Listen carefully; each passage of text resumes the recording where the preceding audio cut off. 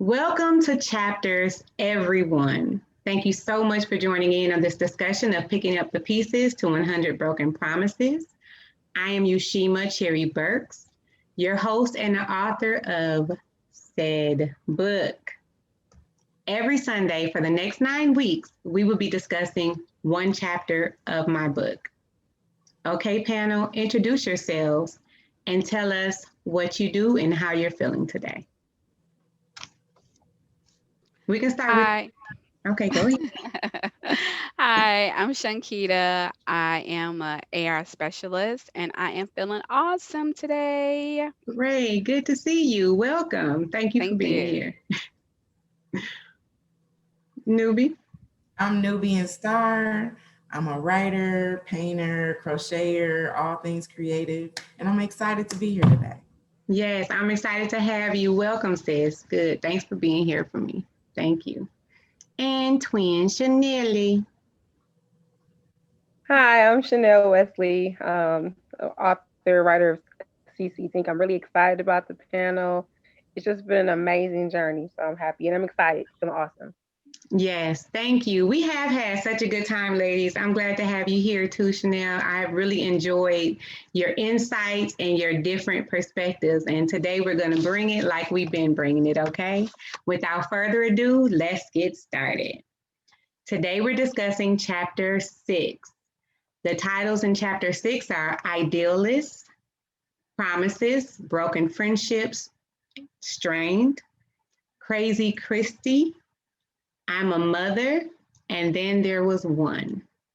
This chapter opens up with me expressing my frustration with people stealing my intellectual property. I've created entire programs for companies from the ground up, and when I left, it became their property, so I couldn't ever use it for my businesses or for any ventures that I had planned on doing in the future. This also happened in my personal life. And it was difficult for me to share my ideas with people because I hang in a circle with like-minded individuals and they would steal my ideas and then apply them to their own life. But they wouldn't just steal the idea, they would steal all of my content as well. Because I would send them, and this was on me, I would send them my workbooks or something that would help to give them an idea of how the structure or how it would go, and they would just steal my entire program and promote it as theirs, right? It's not so much the idea, it's the fact that they took the actual intellectual property I created. And I remember being really upset, and I was talking to my mentor one day, and I think I even talked to you about this, Newbie, and they said they can't deliver it with the same passion, information, the zeal, and the knowledge that I had for my program because it was my baby, right? So that made me feel so much better about the situation because they were right. I can't take something that you beautiful ladies create and make it my own because I wouldn't be able to deliver it with the same amount of passion, zeal, and knowledge that you all have. And it's also the same when someone tries to step into my shoes and do what I do. Can't nobody do it like me. Okay, I'm gonna just say that. Praise God. So it helped me to put things in perspective, and I just changed the way that I help people. I still help them, and I still want people to be great and do their best, but I still have to be wise in the decisions I make and how I choose to help them. With that said, have you ever had anyone steal your intellectual property or an idea that you've had? And this may be more for my creatives, but Sean, this possibly could have happened to you as well. Newbie, we'll start with you. Definitely. So as a writer and a poet, I've had situations where I've gone to do like, let's sit down and like brainstorm some poetry ideas, and I'll throw a line out. And I'm like, oh, maybe I should do this, or maybe I should do that. Go to the poetry set, and y'all got that whole stanza that I just put together. You're gonna just take it. Yeah. Oh, okay. But much like the way you responded to what your mentor said, I always was like, it don't sound as hot as it do when I do it.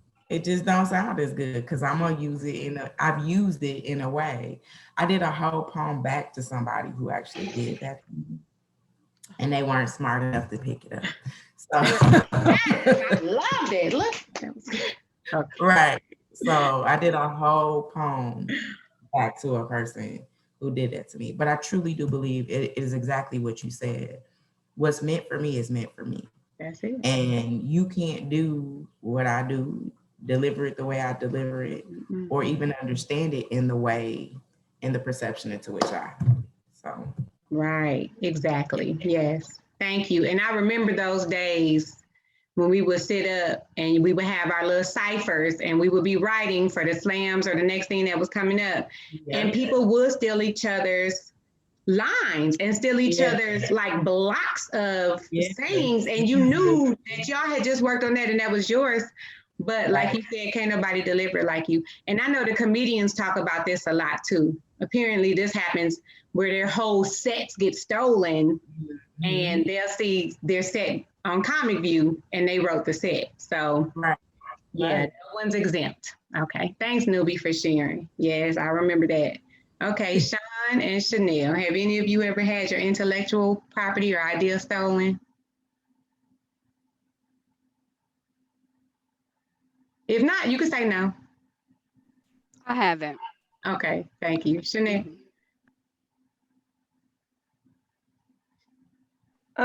I want to say sometimes I just count my own intellectual property. Not so much in my creative writing vein, but just working at various companies. You develop systems and programs and structure. Those are things that you put in and invest into someone else's company, someone else's dream, and you implement those things, and they can be very lucrative for someone else. And then when you leave that situation in that setting, you leave all of those things with that person that's now they're marketing themselves with the ideas and with the systems that you've set up and that you've implemented. So sometimes it can be frustrating because they would not have had those things if you had not brought those things to that particular company.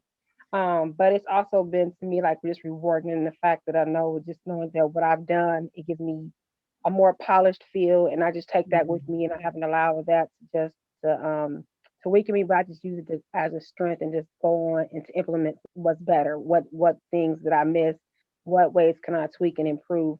So it just challenges me to do, even more the next time. Absolutely. Oh, well said. Absolutely. That is true. Because when we do it for companies, it is like a test run for us to see what worked well and what didn't. So how we can tweak it. So that's absolutely true because I have absolutely done that. Yes, I agree with you 100%. Have any of you ever told someone an idea that you were super excited about, you were motivated, and you were like, I'm about to do this, and they doubted you and it caused you to doubt yourself and not move forward? Okay, we can start with you, Nubi. So I've definitely had that in painting and writing and crocheting even. Just recently, I had a situation where a friend of mine who has crocheted for a very long time, I was throwing out like my price points. And I was like, I think I'm gonna do this for this, this price for this item, this price. And she was like, I wouldn't pay that. And I was like, you're not my market. You don't have to pay that. Right. I see that this also includes like my time. Exactly. And my effort and my hands. You know what I mean? Plus I'm shipping it out. So it was like I started to explain it. And then I stopped myself, like, I don't have to explain this. Absolutely. I don't have to do that. Like I'm not trying to price gouge anybody. I'm not trying to take advantage of anybody. Right. But I think that people don't understand when it is something that you're very excited about, when it is something that you're very like, this is my baby. Well, if it was a real baby, it would take me 9 months to make it. And that's effort and that's energy. And that's, you know what I'm saying? So you can't devalue what it is that I'm doing. Right. When I say this is not you go to Walmart and buy this. This is a handmade, so I had to like get myself back, like pull myself back because I was about to go down that rabbit hole of like, wait, but why? No, I don't need to ask why. I Right. know what my quality level is. I'm not going to allow anybody to diminish the level of skills that I have. And not only that, the level of energy that I put into each piece that I make. So Yeah. that's a very, very recent scenario that I was in. Send me her name when we get done with this. But you know your worth. You know what I'm saying? Like you know your worth, and our worth is not based upon how other people see us.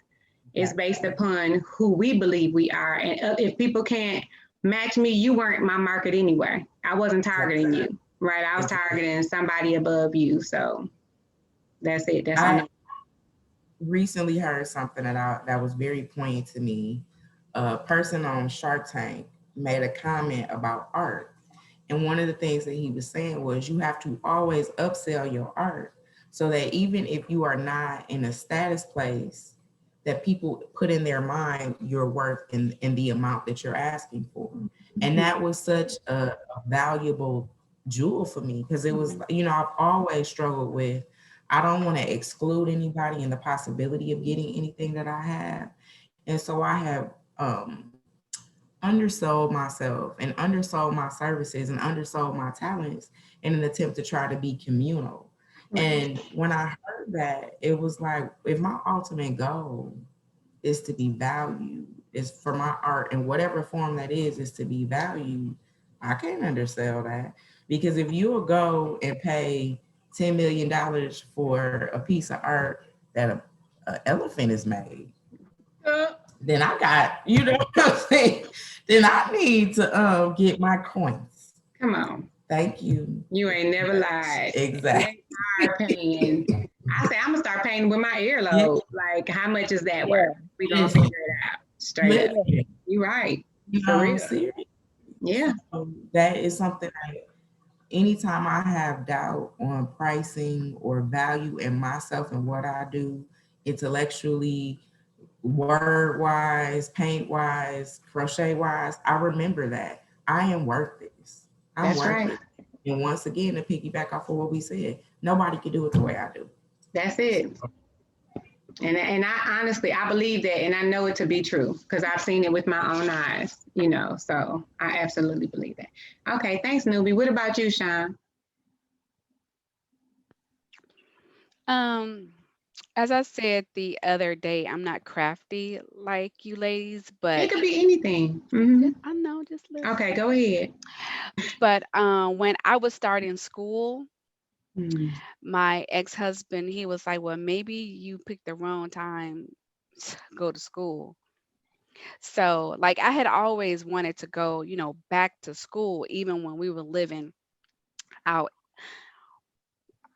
out west, but it was always, oh, what, you can't do that. Oh, what, you gonna leave me for a doctor, and things like, and it wasn't about him, it was about me and something that I wanted to do, so. And even when we wasn't together and I was here in Wisconsin and I had started school, he didn't want me to go, but we ain't even together. Mm. So I'm gonna do what I want to do. But Mhm. yeah, he was like, you don't need to go to school. You need to focus on our child. I need to focus on our child. Right. You But you're in a have whole nother state a that right. you could have came here to help me raise her, but you didn't. So yeah, Yeah. but yeah, I Mm. did me. Yeah, absolutely. Thank you. And I'm glad you did because you have benefited from that education and from just standing your ground and moving forward. And I've heard that statement before too. What, you're going to leave me for somebody in your class or what? It was like stressful to even have study groups and stuff in my old relationship. It was just, it would be stressful, but I kept going and I'm glad you kept going too. Thank you for sharing. Absolutely. Thanks. Chanelle. Yes, I want to say this is back when I was like in my 20s. At the time, I had just stopped working for. I was doing a teacher position at a child care center, and I had begun implementing some of my own strategies and things that I wanted to do. The person had went back in friendship, several years, and the relationship just became very toxic at a certain point. And so it became time for me to leave. And when I wanted to leave, I was like, I could do this. I could do this for myself. Like, Mhm. why am I doing this for someone else? Everything that I bring to the table, because when I first started off, I started off as an assistant teacher, and I began seeing what was going on. At that time, only she was running the K-5 program. I looked at what she was doing. I was like, this is easy. I could cakewalk it. And they were like, well, we can't do it because she's not here and she wants it done a certain way. Like, well, she's not here and children are here, so I'm just going to do it.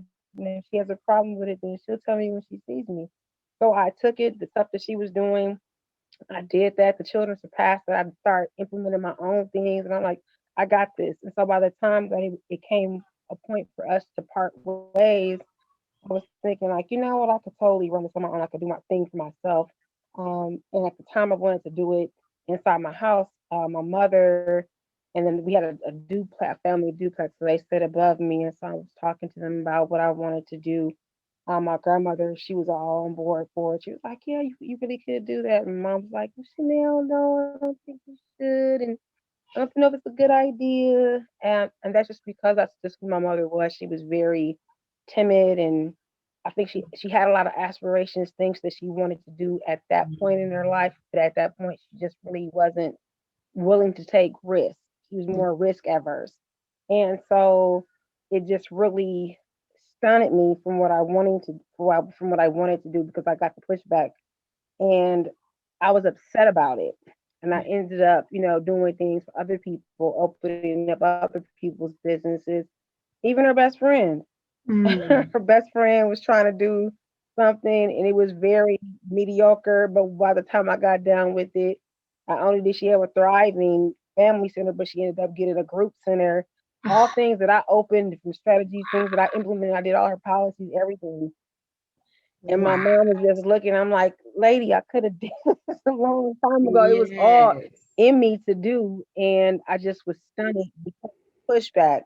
And it wasn't because I doubted myself. It was just because it was my mother, and it was a different dynamic. So it just hindered me in a different way. I needed her support. I needed her to say, yes, Chanelle, you can do this. And so that situation and experience has just taught me that I don't need someone else's validation to tell me that I can, or that I should, or that I will.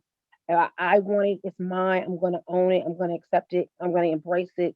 And I'm going to do it. I'm not going to stop at anything until I have it. And so it's just impacted me in a different way. Absolutely. Wow. And it makes you apprehensive. Thanks for sharing. That is such a powerful experience that you had. And it makes you leery of sharing your ideas with people. But at the same time, you're so excited, and the person you're sharing with, you would be excited for them in that situation. So it's really a blow to your relationship when they don't reciprocate that excitement that you would have for them. But we're doing this for us and not for them. And so once we change that perspective and we move in silence, we just show up with our daycare centers, our group homes, our stores, with our art, our crochet stuff, with our diplomas and degrees and certificates, right? Sometimes we have to be great in silence. A bamboo roots, they grow underground first. You don't see nothing at the top, sometimes for You years. better say that. So at the end of the day, You we're better just say strengthening that. our roots and Yes. we're moving. And nobody knew I was going to open up Year of Ushima except the people that's right here. And when it showed up and everybody else was like, girl, I was like, yep, go and get you a shirt or something. Like, go ahead, support your sister.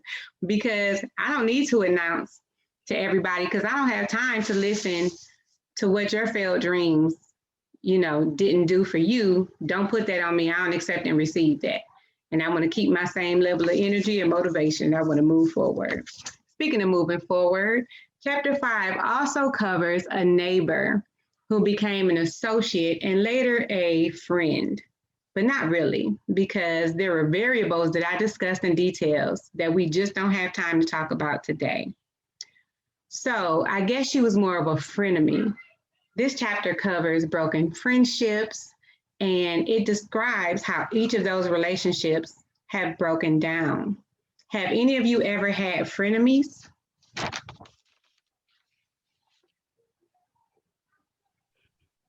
It sounds like that girl that Yes. she was a friend of yours. I just want you to know. Yes, Okay. I have. I have. I've they have started from when I was in grade school. Mhm. And even as adults, Mm. as an adult.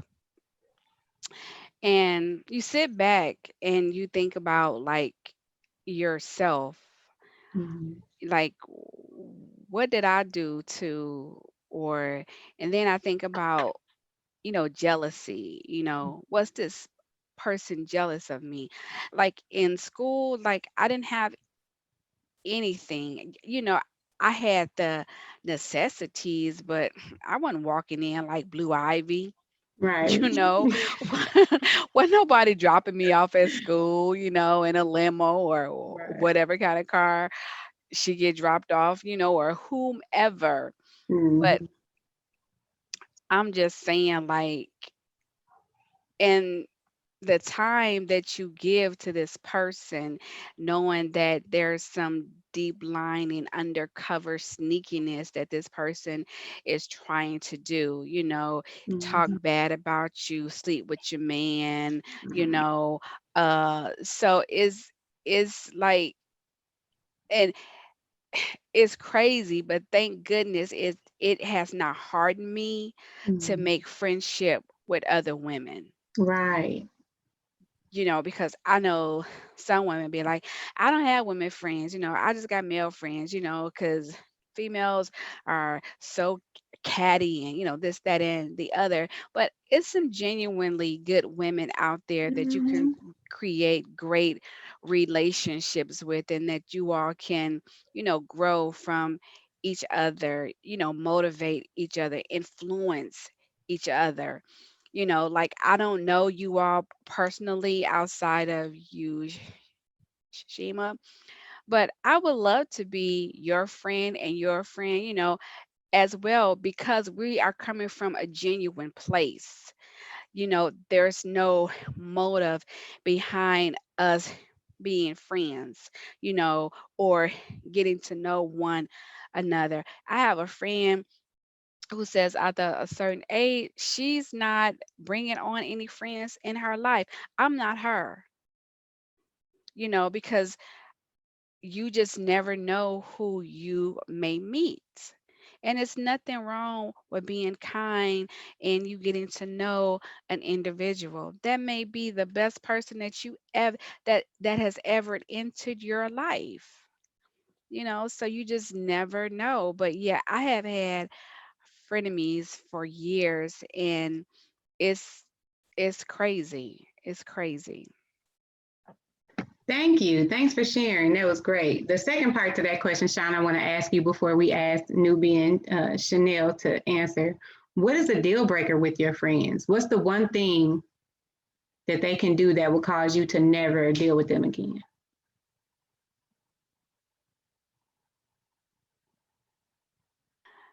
I've had this happen, real experience. Mhm. She slept with my husband. hmm we have a mutual friend, and the mutual friend and we don't talk, but well, we talked years ago because I found out years ago. Um, but they are still friends, and she was like, I just want to talk to her. I'm like, for what? It's so For many what? things I want to say, but I can't. Yes. Yeah. I'm like, for what? I'm like, no, I'm good on that. I said, I locked this woman in my home. Mhm. Um, she actually stayed with us for probably about 2 months or over a month, but it didn't happen then. It didn't happen then. It didn't happen then. Okay. It didn't happen then. Mhm. I have taken food out of my freezer, Mhm. and I have given to her. Didn't ask for anything in return, Mhm. because I thought she was my friend. She was a big sister to me. That's how I looked at her. And so yeah, so when I found that out, And she did.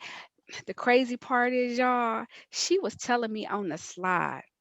She wasn't telling me who it was, but she was telling me that she was messing around with somebody, but she never would give his name or nothing, right?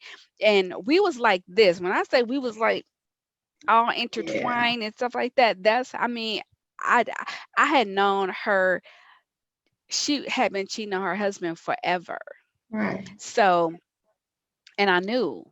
So here it comes, you kind of bragging about it, and then I started noticing my husband, actions. And I'm like, okay, because it was certain thing that he used to do every single day and he just stopped doing them. And I'm like, okay. I told my friends, I told two friends, I say, he cheating on me. They was like, no, he love you so much, da, da, da, da, da. I was like, nah, he doing something, you Mhm. know. And I remember one time she was having a crystal party and he had called me over her house, and so I was like, yeah, I'm getting ready to drop everyone off and then I'll be home. And he was like, okay, I'm getting ready to go to the studio. I'm like, okay, typical thing, wasn't nothing out the ordinary. Mhm. So but that night was one of the nights that they had hooked up. Okay, Mhm. another night he had came home. And first of all, I'm really shy about exposing my body. And mind y'all, this is my husband, right? Mhm. I was just real shy because I gained a little weight, and stuff like that, So I was, a little shy, whatever. So I was like, I'm gonna step out the box tonight, and did something that I was totally, out the box for me. Mhm. And he came home and he looked, other men would have been like, You're he right. was like, oh, so what made you do that? Do y'all know we sat at the kitchen table just talking? I was like, yeah. Mhm. I didn't know who it was until I started questioning the mutual friend. Mhm. Cause she told her, cause when you do dirt, you got to tell at least one somebody, to relieve Right. yourself of that pressure that you're feeling. So you tell one somebody, and she told her. And so when I guessed it, y'all. She didn't tell me, I guessed it. Mm. I said, so I asked her, and she said, well, I promised her I wouldn't say anything. So when she told me that, I knew it was somebody that I knew, but never did I think that it was him because he acted like he couldn't, he couldn't stand her. He hated her, woo, yada, yada, yada. And I'm like, okay. So I started going down the list and I was like, it's him. She said, I promised her I wouldn't tell you and blah, blah, blah, blah. And she said that they had a fight. She fought her. She said, Mm. I fought her. She said that her husband and her boyfriend had to come in the room and separate them. Yeah, she said, I fought her. I was like, what? And so then it made me think back to all the times that she was at my house, like if I went upstairs, was they sneaking a touch or feel or, you know, I remember we had a party at the house, everybody I was getting together at the military, you know. So they coming over. I'm in the garage. She walks out in the garage. She's snapping. MFs, do you know I'm here? I could talk to whoever I want to talk to. Don't be cock-blocking me. And I'm like, what are you talking about? She was like, your husband told his friend not to talk to me. Oh, instant attitude. I was like, uh, come here in front of her, in front of his Mhm. friend. I was like, what you're not going to do is protect her stuff when this is the stuff that you need to be protecting over here. I said, if she want to give her stuff away, she can give it away. I said, but what Right. you're not going to do, if he want to talk to her and she want to talk to him, let them talk. You already know what she's about. Right. He was like, no, I just, that's Willie's wife. I said, she been Willie's wife. So what? She What's been cheating on different? him since we've been knowing them Mm. together. Mhm. So all of a sudden you protecting her? No, Mm. one's in. Let me find out. Let me find out. And when I confronted him, y'all, he cried like a baby. Mm. Broke down. I'm so sorry. No. You don't know why she lying on us. I don't know why she lying on me. I wouldn't do that to you. Blah blah blah blah. And I was like, guilt, Guilt. guilt. Guilt. Yep. So I got her number from our mutual friend, and I had called her, and I said, I want to come see you. I said, we are coming to see you. So he got a Mm. hold of her number and he threatened her. He said, if you don't lie to Shunketta, and tell her that it didn't happen, I don't know, he said something. But once I knew he had the number, Mhm. I didn't even want to go because I know him. He does these scare tactics, well, I'm gonna do some more. I'm gonna tell, he was intimidating her, Mhm. so Mm. first of all, why was I gonna go there when I knew you was gonna lie? I'm not finna waste my time. Right. I can't get those because at the time she lived like 2 hours away. I can't get them 2 hours back. 4 hours, really, Right. to and from. Mhm. You know, I can't get that back. So no, I'm gonna go with what I know, which is I know that you slept with him. I know that y'all slept together. It's all good though. But of course, I have a relationship with him because he's my child's father. Mhm. But honestly, we like best friends now. Like we like really good friends. And even Yushima would tell you, I mean, if you see us together, you would think that we were still married. Together. He opens up the car door for me. I mean, but we ain't together. Right. We would never be together. I forgave him because, like I told y'all, I'm not exempt for having infidelity in the relationship either, because Mhm. I always have to look at myself and what did I do? What did I cause? Because, like I said, karma is real, Yeah. good, bad, indifferent. Mhm. It is Yeah. what you reap, you sow, or what you Absolutely. sow, you reap, No, that however was that right. goes. You But said it right. okay, okay.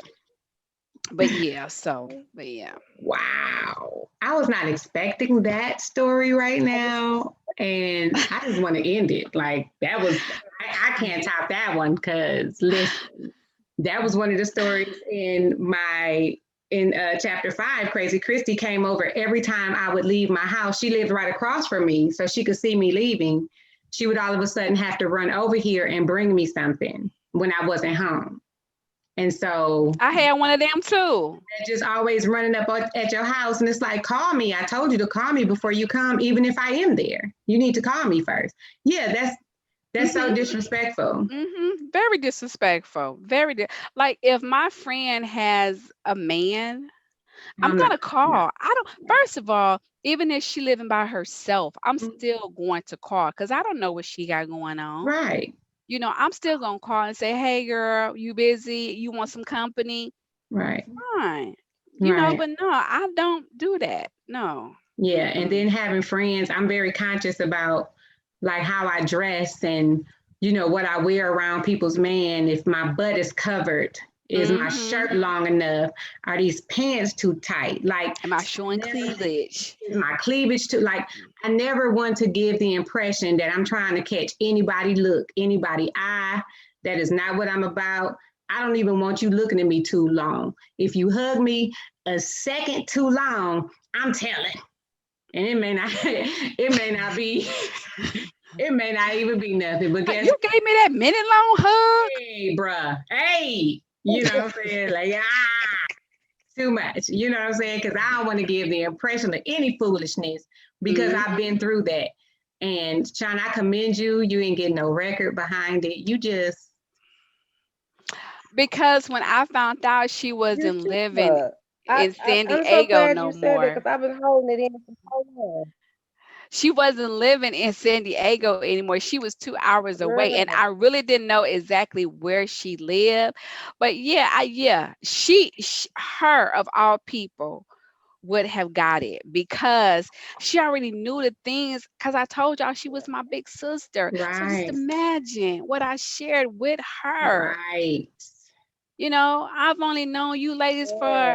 a few days, you know, and I've shared some intimate things with you all. Well, now the world, you know, but so just imagine, Right. so just imagine what I shared with her. Right. And then this is what you go and do. I, I don't care if, I just want to I say don't this. care Chanelle about to explode. You gonna have to who let. made first. I Yeah, don't care if it was yeah. him What? or her. If he did it, then she should have been woman enough to come and tell me. If she did it, then he should have been man to come and tell me, like, hey, she did X, Y, and Z. Then, you know, let me catch a case. Right. Let me catch a case. Right. Girl, And what I Right. want to get to is the kid. I ain't violent, but I'm gonna fight for what's mine, Yeah. Absolutely. No, especially if I'm gonna mine tell is you like being this. violated. Right.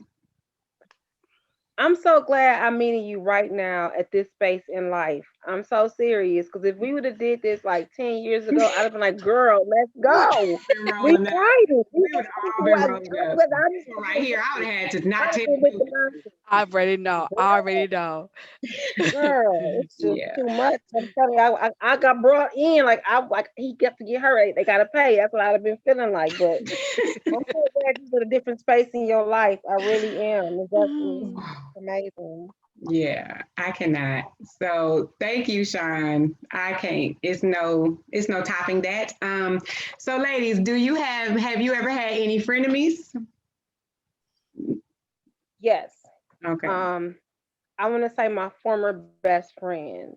Um, we we did have a toxic relationship, and the toxic uh portions of our relationships.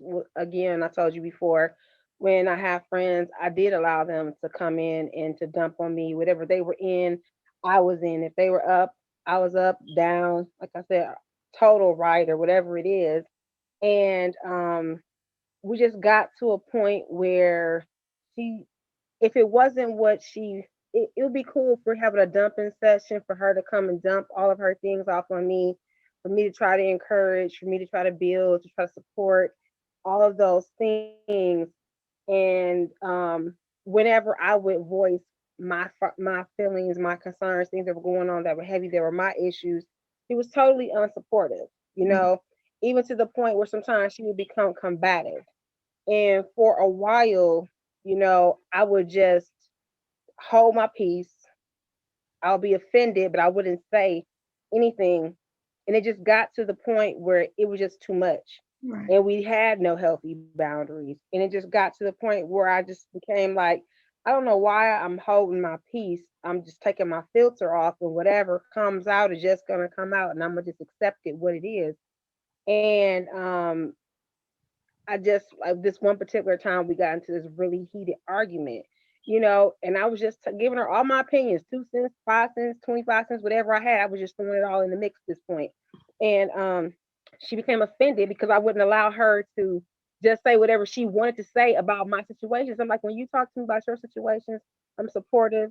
I try to be encouraging, all these things. But when I'm in, when the table is turned and it's my turn to share, instead of being supportive or being, even if it's constructive criticism, allow it to be constructive. But what you're doing to me is just tearing me down. It's not a good mix. And so we've never been friends since that point. She did try to. I reached out to her on social media a couple of years back. I just didn't like our interaction, so I didn't really continue with it.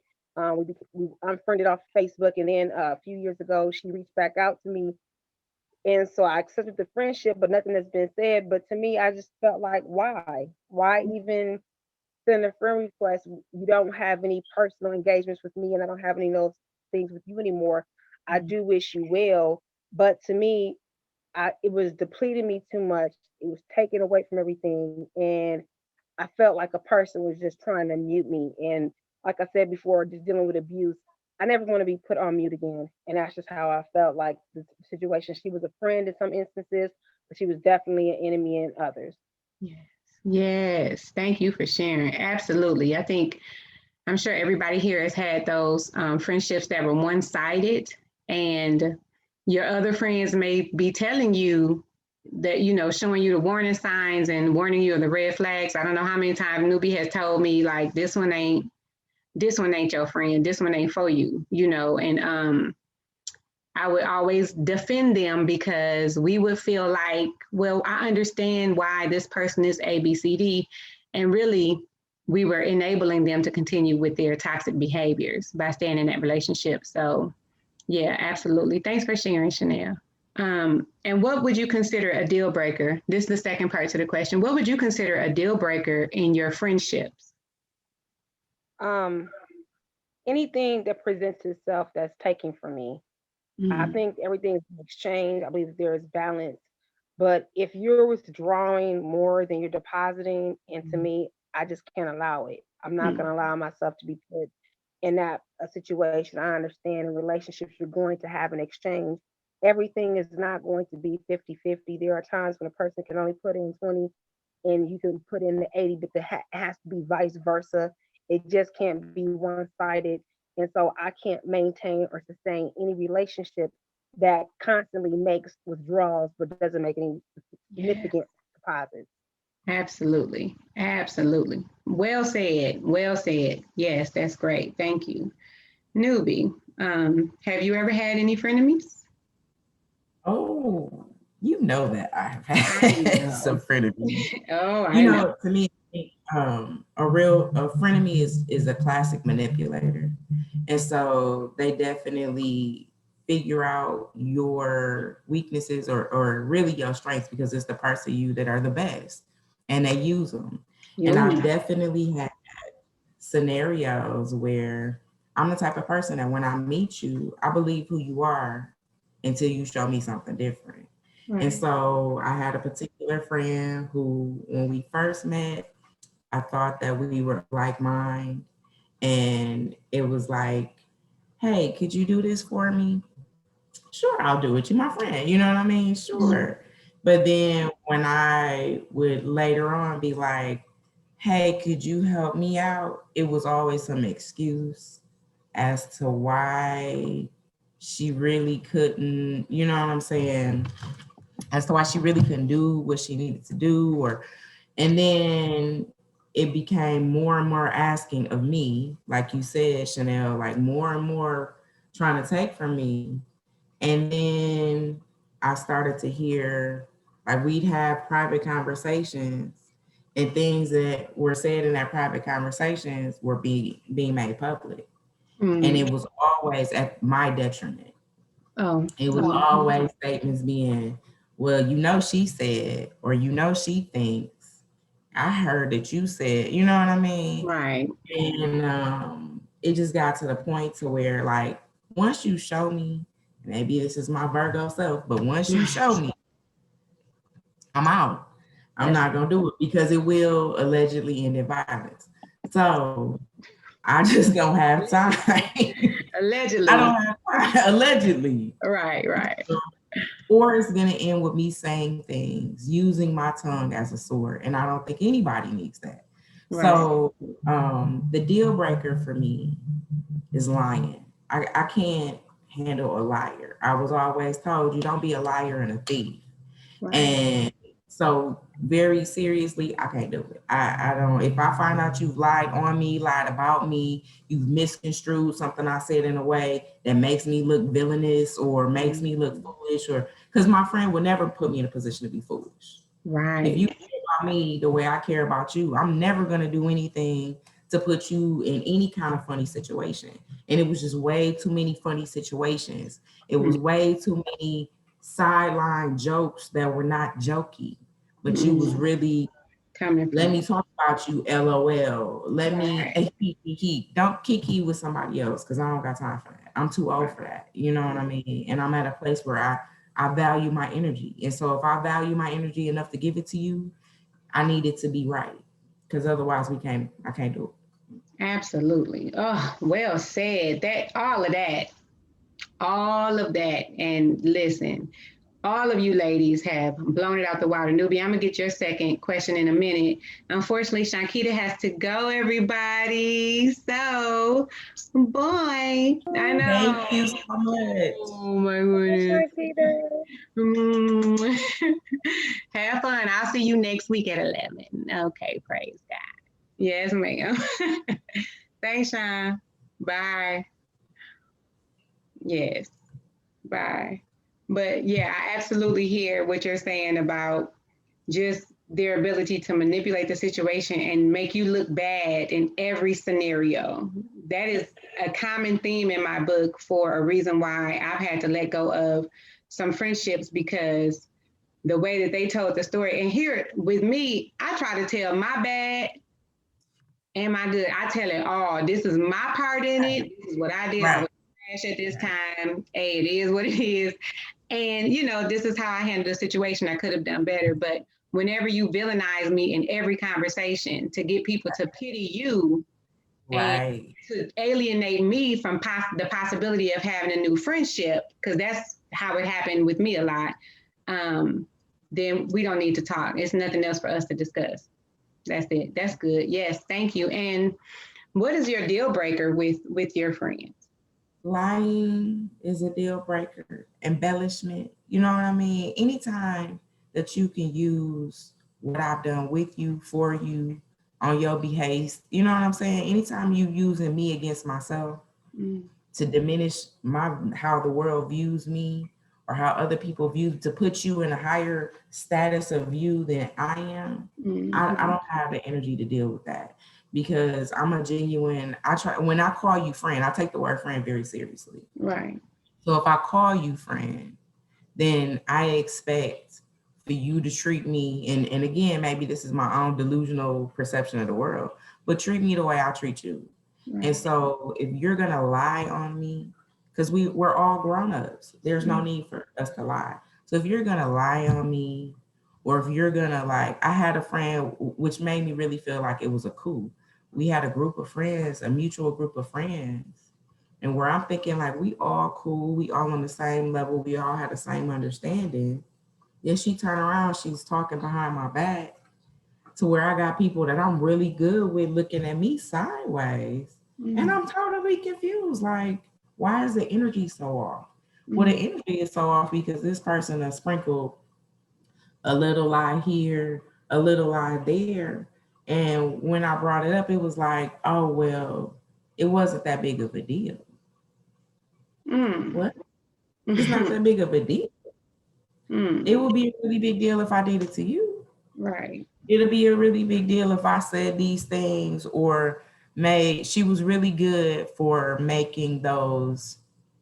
I'm implying this, but I didn't exactly say it. Wow. Passive aggressive. You know what I'm saying? Right. You know, I'm implying that you did something, but I ain't verifying or denying it. You know what I'm saying? Don't play with me. Just putting that energy out there in the universe for people to doubt you or question your character, question your integrity. And people's motives behind doing that are vastly different. But for the most part, it's always just wanting to alienate you from your support system. That's it. They want to be, that's that narcissistic behavior. I'm the good one. This person is the bad one. Like me, like them. You know what I mean? It's so petty. And yes, we are adults, but I'm glad you're able to identify those types of behaviors. It's survival. You know, it's I've been accused of cutting people off very quickly. But for me, I don't have the energy, and sometimes I don't have the self-control to not respond negatively when I see a person doing some things that I feel this ain't it. Right. It's not. So I will quickly bid you adieu. Peace on your journey. Have a good life. Karma gonna come back and get you though. Right. Bye. You know? And that's it. It's out of your hands at that point. You ain't catch no case for it. You ain't have no blow up with them. You just release them to allow whatever happens to happen. I don't even need to witness it because I know it's gonna go down. I know it's gonna happen. I don't even have to be a part of it. So I absolutely agree. Ladies, we have had some serious discussions today. Give yourselves a hand. Thank you all for participating in this discussion today. And thank you all for watching. Check out my store, yearofyoushima.net. There you will find the book collection. Today we discussed chapter 6, which means that I will be launching and releasing chapter 6 today as well in my clothing line. Every piece was inspired by a story from the chapters in my book, Picking Up the Pieces to 100 Broken Promises. I'm sure you'll find something there for everyone. Also, yes, thank you, sis. Also, remember to check out the products and services from our panelists today. Nubi, how can they find you? You can find me on Instagram at Original Nubian Star. You can find me on Twitter as Nubian Star or on Facebook as Nubian Star. Awesome. Thank you so much. And CC's Inc., how can they find you? They can find me on Facebook. They can find me on my new YouTube channel. Yay. And my blog. Yay. Okay, I need the link to that so I can put it down below. I will definitely get that to you. Okay, thank you. And You congratulations. know CC's Inc. as well? Is You that said your, what? Is your YouTube channel CC's Inc. as well? Yes, it is. I'm so sorry, Nubian. Yes, it is. Yes, ma'am. good? Okay, so I will absolutely put that. Send me the spelling and everything, and I will place these links down below. So I want you all to have a great day. And until next time, be bold, make a statement, and be empowered. Thank you. Thank you.